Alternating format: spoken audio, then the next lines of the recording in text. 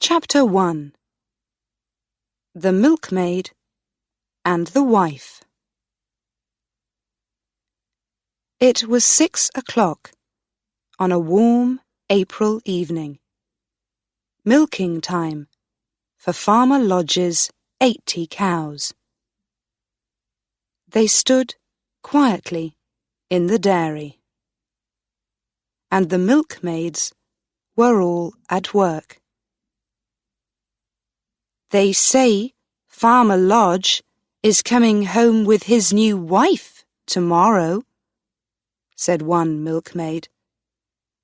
Yes, and she's young and pretty, I hear, a second girl said. She looked past her cow to the other end of the dairy. There was another milkmaid there, a thin, older woman, about 30 years old. The first girl looked at the older woman too. I'm sorry for her, she said quietly to her friend. Oh no, said the second girl. That was years and years ago. Farmer Lodge never speaks to Rhoda Brook these days. When the milking was finished, the milkmaids left the dairy and went home. The thin woman, Rhoda Brook, did not walk to the village with the other girls. She went up the hill behind the farm to a little house near the trees. It was a poor house, of only 2 rooms, and the roof did not keep the rain out. At the door of the house, the woman met her son, a boy of about 12, and they went inside. I heard something at the dairy today, the woman said. Your father is bringing his young wife home tomorrow. I want you to go and look at her. Yes, mother, said the boy. Is father married then? Yes. You can go into town and do my shopping for me. And when you see her, there or on the road, look at her carefully. Yes, mother. What is she like? I want to know. Is she tall? Is she short? Are her eyes blue or brown or green?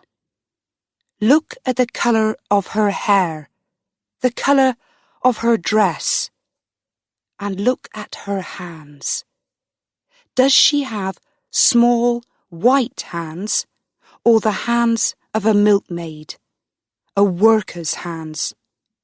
You must look at all these things and tell me. Yes, mother, the boy said again. He took a piece of bread from the table and began to eat it. His mother said nothing more, but turned her thin, pale face to the open door. Her beautiful, dark eyes stared out at the trees, seeing and not seeing. The next evening was warm and sunny.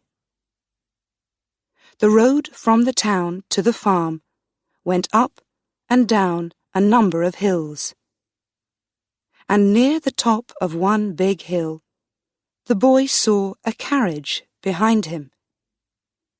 It was Farmer Lodge, with his new wife. She was a pretty young thing, much younger than her husband, with a sweet, innocent face. The boy carried a heavy bag and was happy to stop and stare for a minute The carriage came slowly up the hill, and the boy took a good, long look at the farmer's wife. His eyes never left her face. The farmer did not look at the boy once, and at the top of the hill, the carriage went faster, leaving the boy behind. "How that poor boy stared at me," said the young wife. "Yes, my love, I saw that," the farmer said. "Is he a boy from the village?" "No, I think he lives with his mother on one of these hills." "He knows you, then?" "Of course. And everyone is going to stare at you at first, my pretty Gertrude." "Yes, I know. But that poor boy had a very heavy bag. Perhaps he wanted us to help him with the bag." "Oh, these country boys can carry anything," said her husband. "They do it all the time." The carriage went quickly on. After a time, the boy left the road and went up the hill to his mother's house. She was home before him. She took the heavy bag from him and began to take the things out. "Well, did you see her?" "Yes, I had a good look at her on the road." "And what is she like?" "She's nice." "Is she young?" "Well, she's older than me." "Of course she is. But is she older than me?" "No, she's younger." "What colour is her hair?" "It's a brown colour, and her face is very pretty." "Are her eyes dark?" "No, they're blue, and her mouth is very nice and red. And when she smiles, you can see white teeth." "Is she tall?"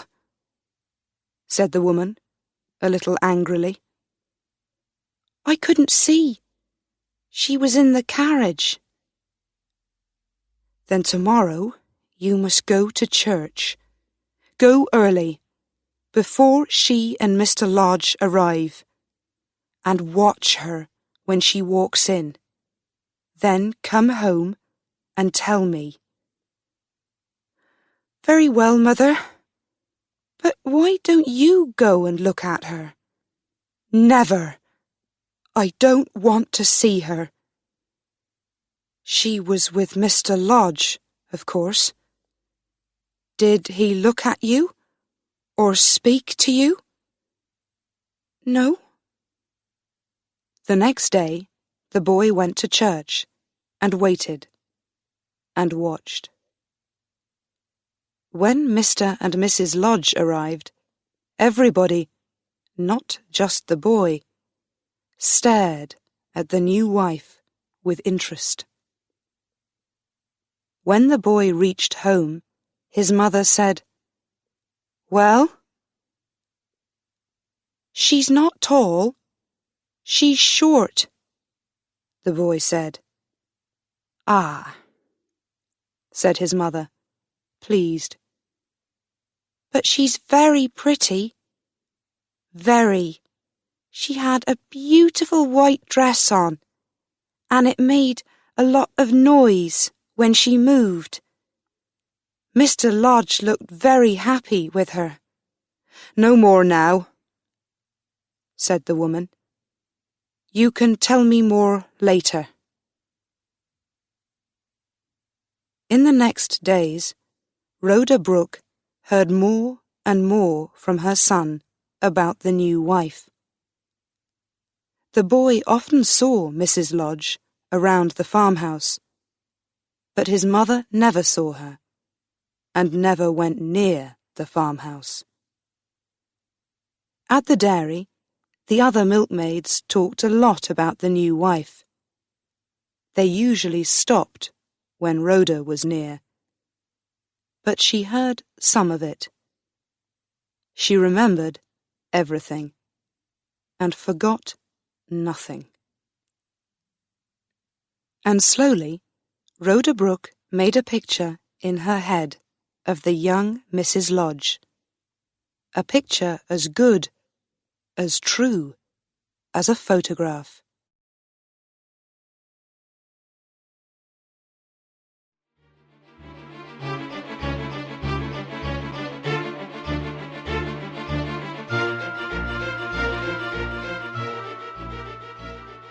Chapter 2. The Dream. One night, 2 or 3 weeks later, when the boy was in bed, Rhoda Brooke sat by the dying fire in her little house. She stared at the fire for a long time, but she saw only the picture in her head of the new wife.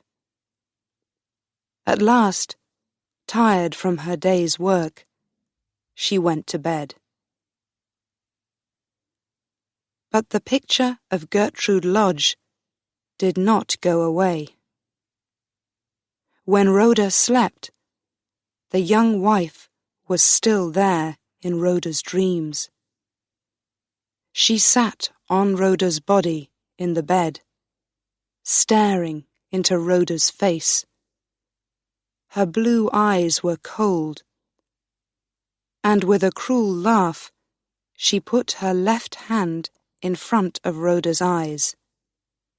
There, on the 3rd finger, was her wedding ring. And the phantom of Gertrude Lodge laughed again.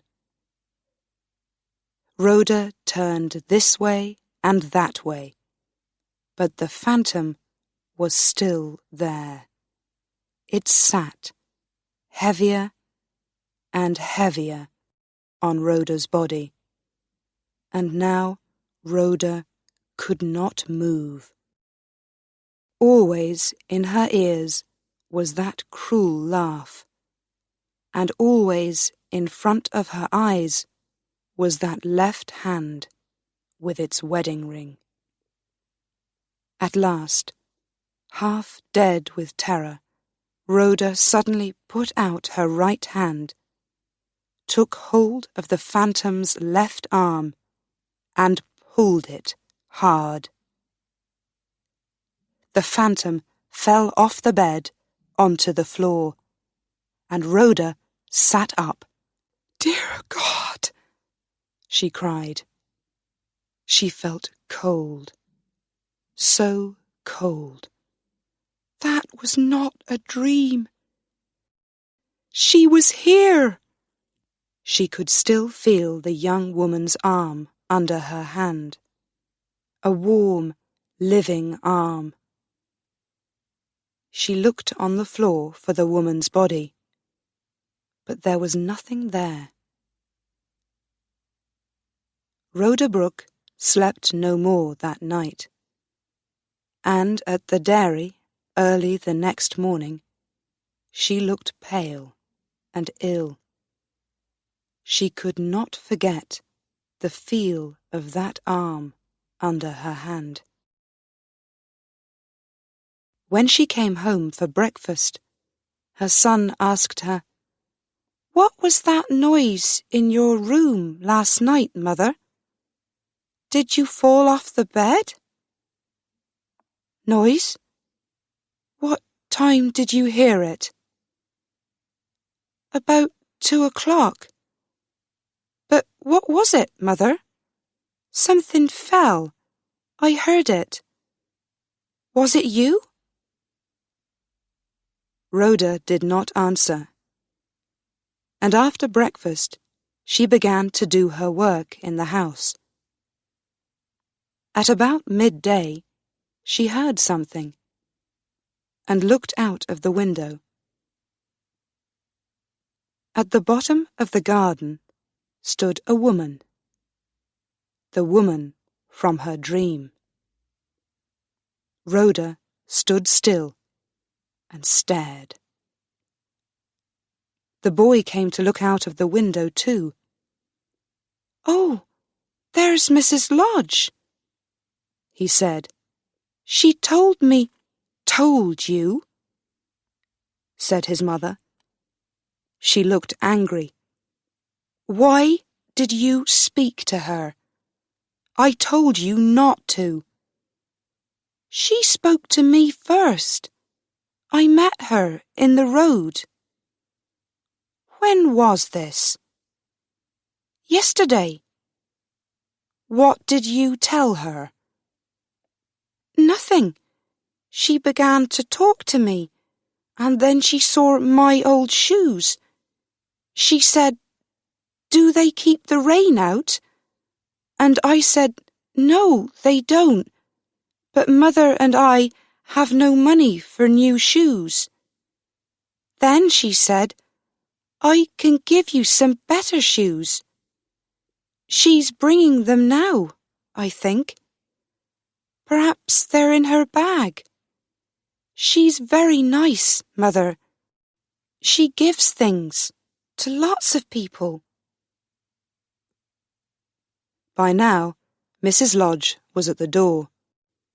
Rhoda wanted to run away, but there was no back door in her little house.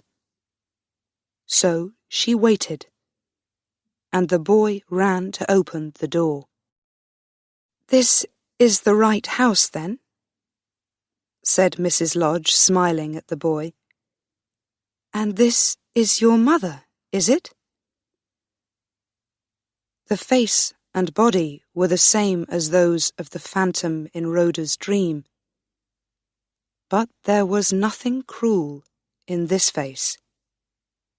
The blue eyes were warm, and the smile was sweet and kind. The young woman took the shoes out of her bag and gave them to the boy. She smiled and talked in a warm and friendly way. "How kind she is," thought Rhoda. "How young and sweet and innocent. Why did I have that bad dream about her? She's a friend, not an enemy." 2 days later, Mrs. Lodge came again, with a new shirt for the boy. And 12 days after that, she visited Rhoda a third time. The boy was out that day.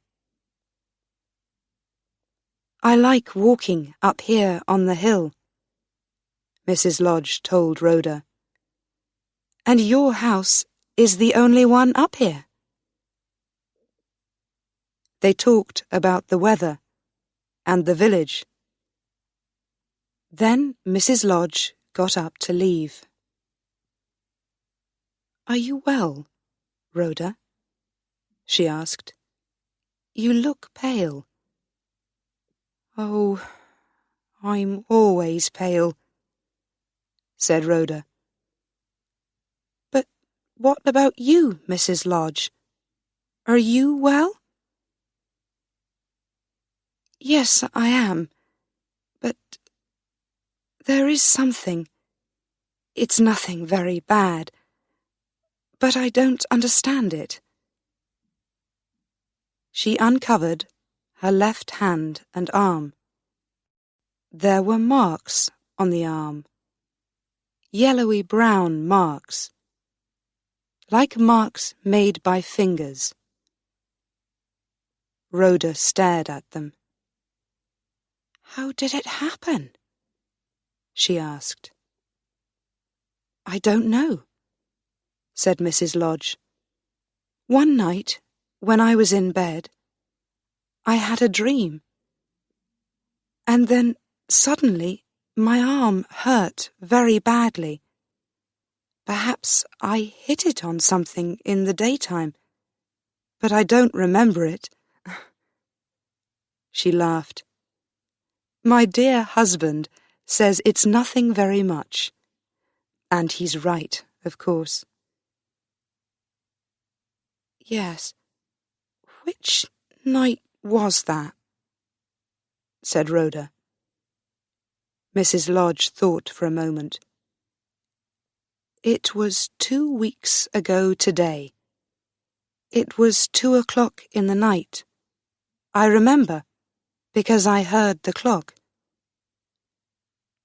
It was the same night, the same hour, as Rhoda's dream of the phantom. Rhoda remembered the terror of it, and felt cold. How can this be? She thought, when Mrs. Lodge left. Did I do that? But why? She is innocent and kind. I don't want to hurt her. And how can a thing like that happen? Only witches can do things like that.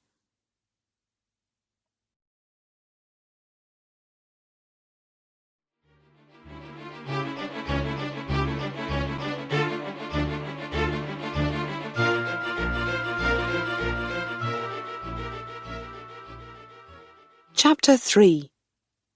The Face in the Glass. The days went past, and Rhoda Brooke was afraid to meet Mrs. Lodge again. She liked her, and did not want to remember the strange dream, or the strange marks on the young wife's arm. But she could not stop thinking about them. One day they met on the road from the village. They began to talk, and after a minute or two, Rhoda said, How is your arm, Mrs. Lodge? Is it better now? No, it isn't. It's worse than before. Sometimes it hurts very badly. What does the doctor say about it? Asked Rhoda. He doesn't understand it. He just says, put the arm in hot water for 5 minutes twice a day. Well, I do that, but it doesn't help. Can I look at your arm? Asked Rhoda. Once again, the younger woman uncovered her arm, and Rhoda stared at it.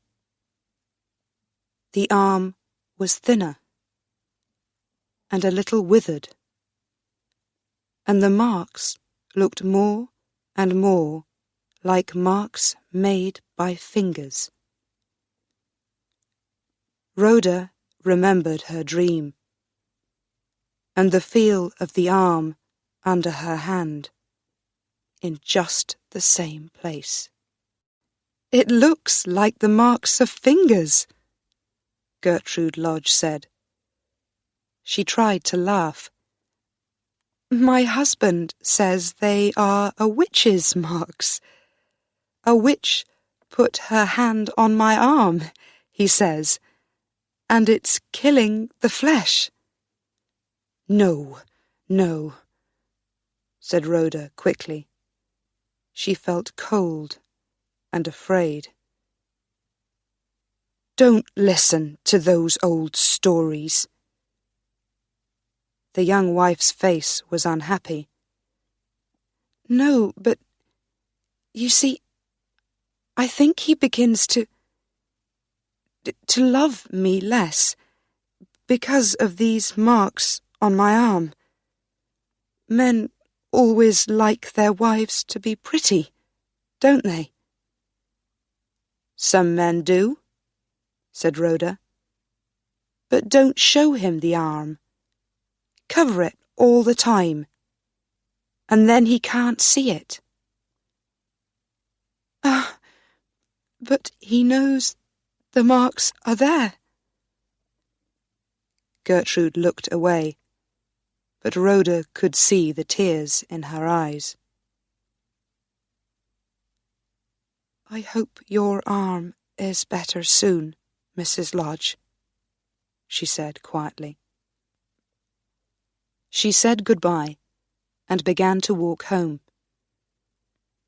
She felt sorry for the poor, innocent young wife, and did not want to hurt her. But she did not feel sorry for the husband. She walked home, thinking about him. So, Farmer Lodge, she thought, you loved me once, but then you left me and did nothing to help me. You wanted a new, younger and prettier woman for your wife, but she is not so pretty now, is she?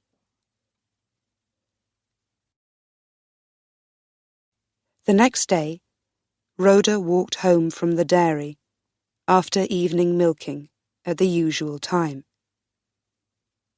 She was nearly at her house when she saw Gertrude Lodge behind her. Rhoda went down the hill to meet her. "Oh, Rhoda," called Gertrude. "I wanted to see you, to ask you—" Her face was pale and worried, and she held her left arm with her other hand. "Somebody told me," she said, "about a man at Egdon Heath. They don't know his name, but they say he is a famous wise man and can help people with things like this." She looked down at her left arm and then looked at Rhoda with hope in her eyes. "They say you know about him, this wise man. Do you know his name?" "Perhaps they mean Mr. Trendle," Rhoda said slowly. She felt ill. This man, Trendle, people said, could do many strange things. He could understand dreams. He could drive phantoms out of houses. He could stop the work of witches. "I am not a witch," she thought. "I am not. I do not believe in these things." Gertrude watched her. "You know him," she said. "I can see it in your face. Of course, I don't believe in wise men. What can they do? But, well, I can just go and see him. Is it far to his house?" "Yes, about 5 miles, said Rhoda. "Well, I must walk there. I cannot tell my husband about this. Can you come with me, Rhoda, to show me the way? Perhaps tomorrow afternoon?" "Oh, no, Rhoda began. "Please," said Gertrude. And in the end, Rhoda could not say no. Mrs. Lodge was good and kind, and she needed a friend's help. But perhaps a wise man could see into people's dreams. Rhoda did not want to meet this man, Trendle, and she was afraid. The next afternoon, she met Gertrude by the trees near her house, and they began the long walk across the hills to Egdon Heath. It was a cold day, and the sky above the hills was dark and unfriendly. They found Mr. Trendle's house outside the village. He was at home when they arrived. He was an old man with grey hair, and he looked long and hard at Rhoda when he saw her. Mrs. Lodge told him about her arm, and he looked at it carefully. "No, doctors can't do anything for this," he said. "This is the work of an enemy." Rhoda moved away a little. "An enemy? What enemy?" asked Mrs. Lodge. "I don't know," said the wise man, looking at her. "But perhaps you do. I can show the person to you. Do you want me to do that?" "Yes," said Gertrude. "Yes, please show me." Mr. Trendle took Gertrude into another room, but the door was open, and Rhoda could see into the room.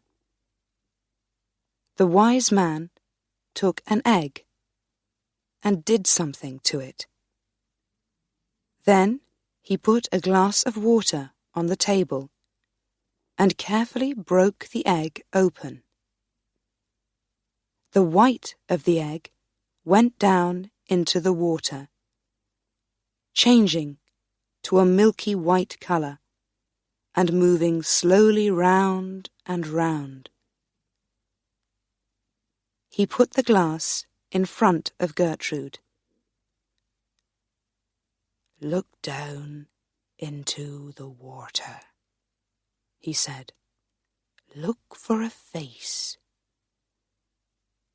Gertrude stared down into the water. "Do you see a face?"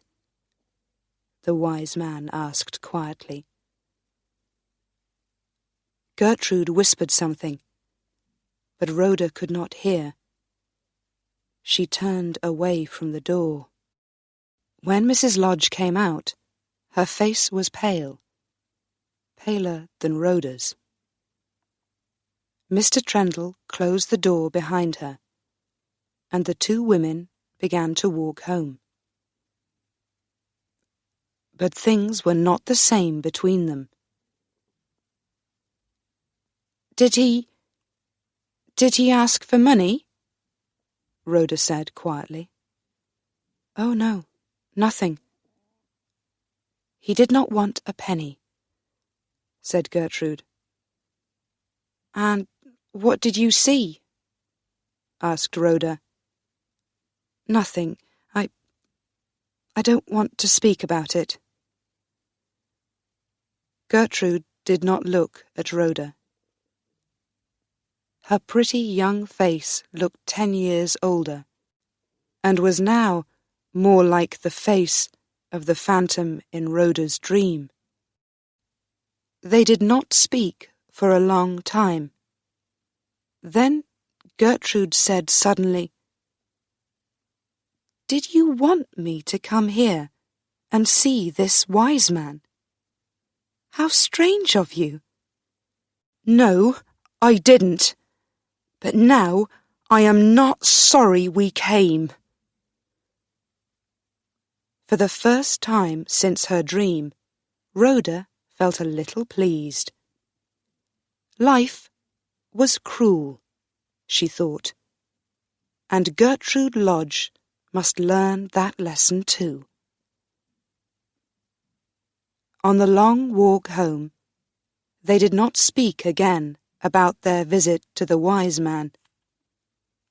But other people did, and whispered stories about it in all the farms and dairies. Mrs. Lodge could no longer use her withered arm to do anything, and people began to put the word witch in front of the name Rhoda Brooke. Rhoda said nothing to anybody about the phantom of her dream, but her face got thinner and paler. And in the spring, she and her boy left their house and went away into the hills in the west.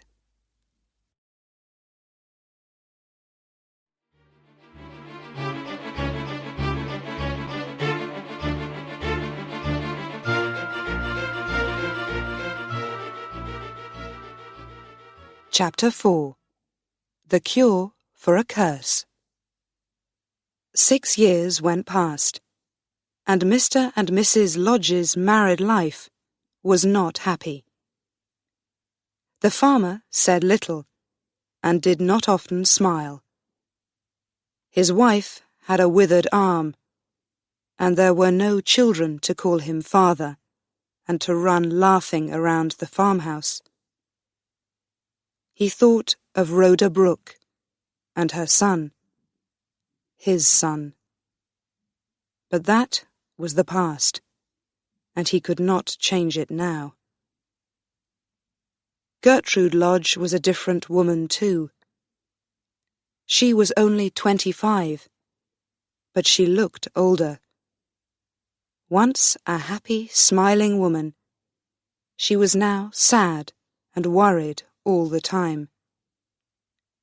She loved her husband, but he no longer loved her, and she knew it.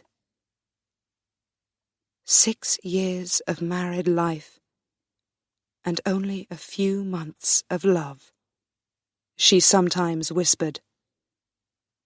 Her left arm was no better. She tried one thing after another, but nothing helped it. Some of the things were a little strange, and her husband did not like them. You think too much about your arm, he said. You need somebody to talk to, somebody to be around the house. At one time, there was a boy. I wanted him to come and live with us. But he is too old now, and he went away. I don't know where. Gertrude knew about this boy now, and all of Rhoda Brooke's story. But she and her husband never spoke about it. And she never said anything to him about her visit to the wise man of Egdon Heath, or about the face in the glass. She wanted so much to find a cure for her arm. My husband cannot love me because of this arm, she thought. So I must find a cure for it. I must. The wise man helped me before. Perhaps he can help me again. So one day she walked to Egdon Heath. She did not know the way, but at last she found the house. You can send away other things, I know, she said to Trendle. Hair on women's faces and things like that. Why can't you send this away? She uncovered her poor withered arm. No, I'm sorry, but I can't help you, said Trendle. Your arm is withered because of a curse. It's not easy to find a cure for that. Is there no cure anywhere? Asked Gertrude sadly. There is one thing, Trendle began slowly. But it's not easy for a woman to do. Oh, tell me, said Gertrude. Please. You must put the withered arm on the neck of a hanged man. You must do it before he's cold, just after they take his body down. Gertrude's face was pale. How can that do good? It can turn the blood, and that changes many things in the body. You must go to the jail when they hang someone, and wait for the body when they bring it in. In the old days, lots of people did it. These days, not so many do it. But it is still the best cure for a curse. Back at home, Gertrude thought about this for a long time. She tried to forget it, but she couldn't. She wanted to be pretty again. She wanted her husband to love her again. Yes, she must try this cure. She must. But how do I do it? She thought. Where is the nearest jail? How can I get there? How often do they hang people? And when there is a hanging, how can I learn about it before it happens? So many questions. There was no one to help her, but slowly she began to find the answers. She asked careful questions in the village, because country people always know everything. One old man was very helpful. The nearest jail is at Casterbridge, 15 miles away, he told Gertrude.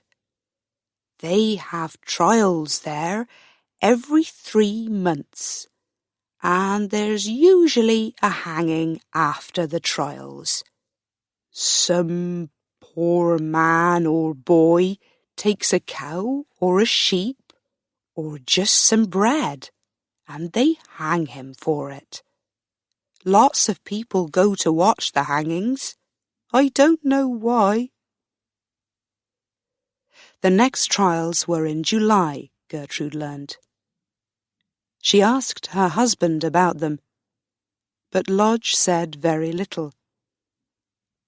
He was colder to her than usual, and she did not ask him again.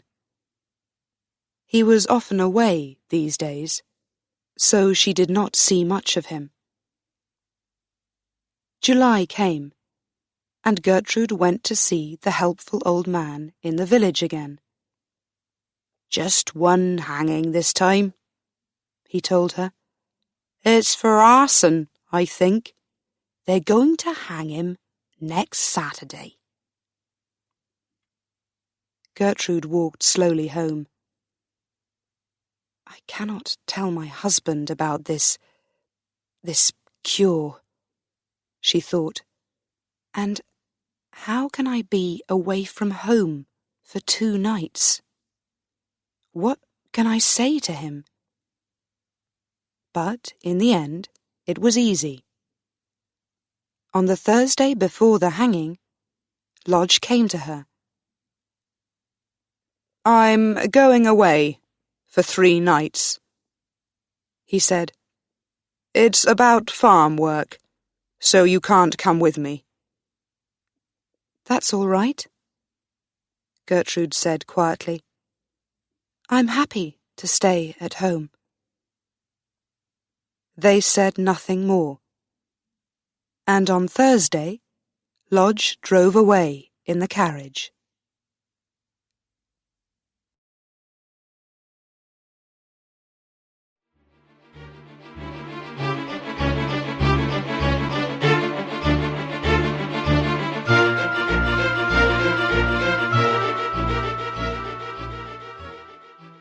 Chapter 5. The Hangman. The next morning, Gertrude got ready to leave for Casterbridge. She did not want to go by road because she did not want to meet any of her husband's friends. So she took one of the heavy horses from the farm and rode west across the hills. She was afraid of riding with a half-dead arm, but the farm horse was quiet and slow and easy to ride. He carried her uphill and downhill, past rivers and through trees, moving west all the time. The sun slowly went down in the sky, and it was nearly 8 o'clock when Gertrude stopped for a moment at the top of a hill. It was the last hill before the town, and she could see the roofs of Casterbridge below. There was a big building on a hill at the end of the town, with a white roof. She knew this was the jail, and she could see a lot of workmen on the roof. What are they doing? She thought. They're building something up there on the roof. Oh! Suddenly she understood, and quickly turned her eyes away. It was a warm summer evening, but she shivered with cold. Tomorrow they're going to hang a man on that roof, she thought, and when he is dead... She shivered again. But then she remembered her husband's cold words and his unsmiling face, and she rode on down into the town. She found a room to stay for the night, and then went out into the town. What do I do now? She thought. How can I get into the jail tomorrow? Who must I talk to? The men at the jail? Or the hangman? She was afraid to go to the jail, so she went to find the hangman. He had a house down by the river, a boy in the town told her. When she found the house, she stood outside for some minutes, afraid to go to the door. Then the door opened, and a man came out. "Who are you?" he called out. "What do you want?" "I want to speak to you for a minute." He came nearer and looked at her. "Well, well, that's a pretty face," he said. "Come into the house." They went inside. Davis, that was his name, was a hangman on some days, but a gardener on other days. "Is it about gardening work?" he asked Gertrude. "I can't do any tomorrow because I'm working at the jail." Yes, I know. That's why I'm here." "Ah, I thought so. Is the poor man one of your family, then? Perhaps your young brother?" "No." Davis looked at Gertrude's dress. "I don't think so. Was he one of your farm workers, perhaps?" "No. What time is the hanging?" "The same as usual. 12 o'clock. "And it is going to happen, yes?" "Oh, yes. Nothing can stop the hanging now," said Davis. "But I'm sorry for this young man. I truly am. He's only 18, They say it was arson, but I don't know. He was there when the fire began, but there were 20 other men there too, so how do they know? I think they just want to hang someone, anyone. But what can I do for you, my pretty? I need a cure, Gertrude said. A cure for a curse. And a wise man told me about the hanged man and turning the blood. Oh, yes, miss. Now I understand. People sometimes come for that, but not pretty young things like you. Well, well, what's the cure for? It's this. Gertrude uncovered her left arm. Ah, it's all withered, said the hangman, looking at it. Yes, she said. Well, a hanged man's neck is the best cure for that, he said.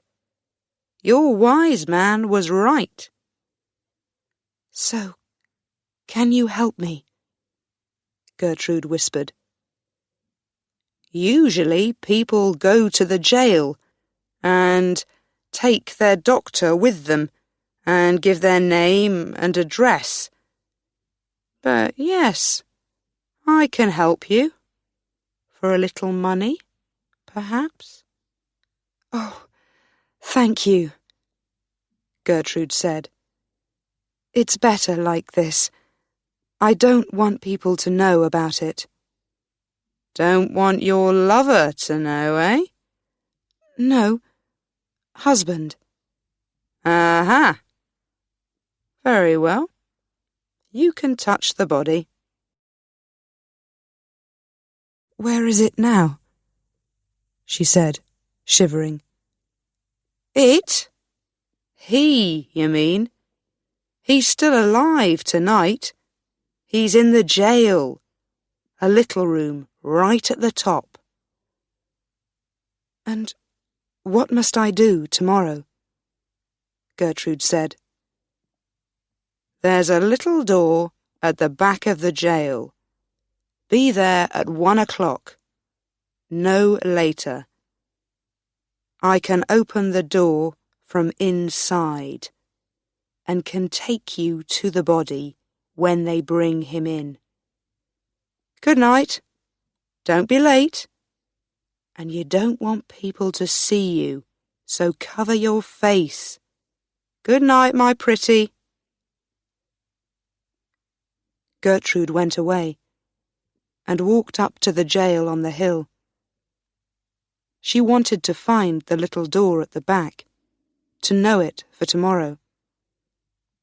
Then she went back down into the town and went to her room and waited for the morning.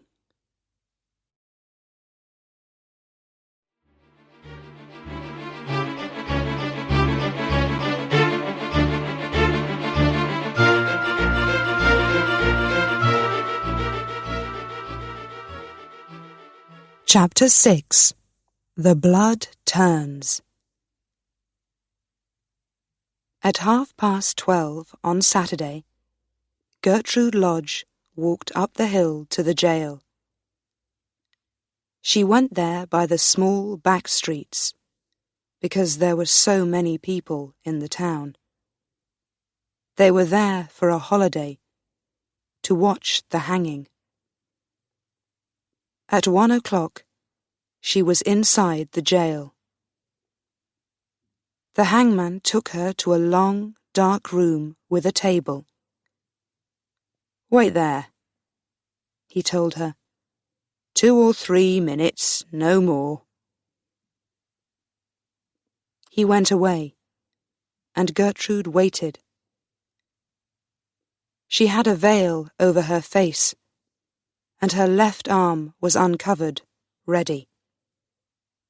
She stood still, with her eyes closed, listening and shivering with terror.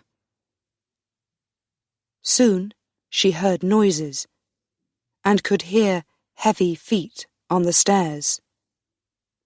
The heavy feet came nearer, and 4 men came into the room with a long box.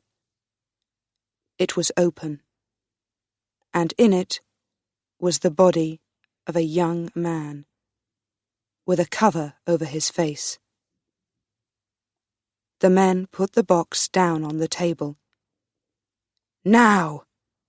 said a voice in Gertrude's ear. "Now!" But the young woman was half dead with terror, and at first she could not move. Then she opened her eyes and came up to the table. She could hear other noises outside the room, and there were more people coming. Davis, the hangman, was by her side. He uncovered the body's face, took Gertrude's hand, and put her arm across the dead man's neck. Gertrude screamed, and at once there was a second scream. A woman's scream, but not Gertrude's. Gertrude turned round. Behind her stood Rhoda Brooke, her face pale and her eyes red with crying. Behind Rhoda stood Gertrude's husband. He looked old and sad, but there were no tears in his eyes. "You! What in God's name are you doing here?" he whispered angrily. "Oh, cruel, cruel woman!" cried Rhoda. "Why do you come between us and our child now? This is the true meaning of my dream. You are like that cruel phantom at last." When Gertrude saw her husband with Rhoda, she knew at once that the dead young man was Rhoda's son. She stared at Rhoda with terror in her eyes. Then Rhoda ran to Gertrude, closed her hand round the younger woman's arm, and pulled her away from the table. When she let go of the arm, the young wife fell down at her husband's feet. She never opened her eyes again. They carried her out of the jail into the town, but she never got home alive. Perhaps it was the turning of the blood. Perhaps it was her withered arm. Perhaps it was her terror in the jail when she turned and saw Rhoda behind her. Doctors came and looked at her, but they could do nothing to help her. And 3 days later, she died. In those days, the unhappy parents of a hanged man came and took the body away after the hanging. That was why Farmer Lodge was at the jail with Rhoda that day. It was not his first visit to the jail.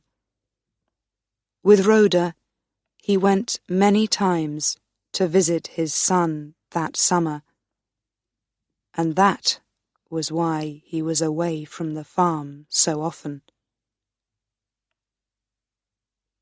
But after his young wife died, nobody ever saw Farmer Lodge in Casterbridge again. he went home to his farm. But he did not stay there long. After a short time, he sold the farm and the farmhouse and all the cows and sheep and horses. Then he went away to live in a small town by the sea. He lived very quietly, without any friends or family near him. When he died 2 years later, he left a lot of money. Most of it went to a home for poor boys. But there was money for Rhoda Brooke too. For some time, nobody could find Rhoda. Then one day, she came back to her old house near the dairy. But she never took a penny of Farmer Lodge's money. She went back to work in the dairy and worked there for many long years, milking the cows in the morning and again in the evening. Her dark hair turned white, and her sad, pale face looked thin and old. Most people knew Rhoda's story, and sometimes they watched her at milking time. What did she think about all those long days at morning and evening milking? But nobody ever asked her, and nobody ever knew the answer.